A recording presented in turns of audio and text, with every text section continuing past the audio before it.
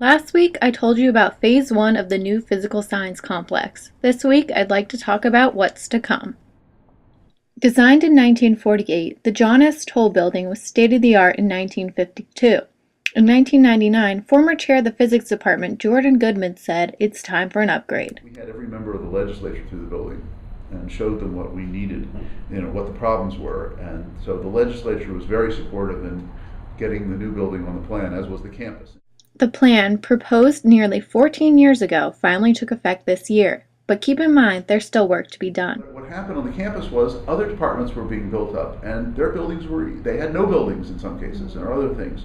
And so other needs of the campus were high, and the physics department was doing well despite its building. So here is a building that's probably the best building of its type ever built on a college campus, that's waiting to have somebody's name put on the outside of it.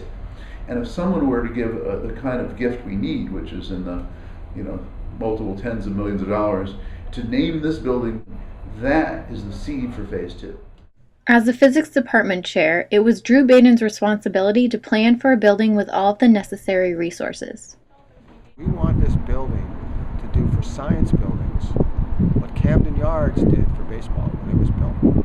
Because after they built Camden Yards, everything was like Camden Yards. However, the task turned out to be more daunting than expected. But this building was only about half or less of the full building that we wanted to build that would bring the entire physics department here. Even though all of the faculty and staff are unable to move to the building as of now, Baden says the compromise to build the complex in a series of phases was the right choice. So when you have an opportunity to build a building that's really going to help the department and help science and help our students, you got to take it. We had to figure out a plan for moving physics into here, but not completely. One key group from the Toll Building, the condensed matter group, is being left behind due to a lack of space. These are people who work on materials and properties of materials and superconductivity and advancement. It's a very strategic field. The experiments are extremely difficult to do, and we would like to put them in a building like this, but we just don't have it. Just don't want to have that building be housed to the condensed matter group, especially the experimentalists who do these incredible experiments, when you have to do all these renovations if you want to bring in new people.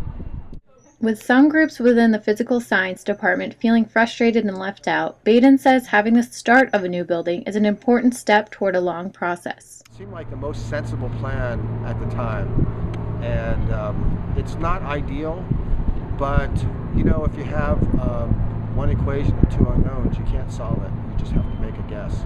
And so that's what we decided to do.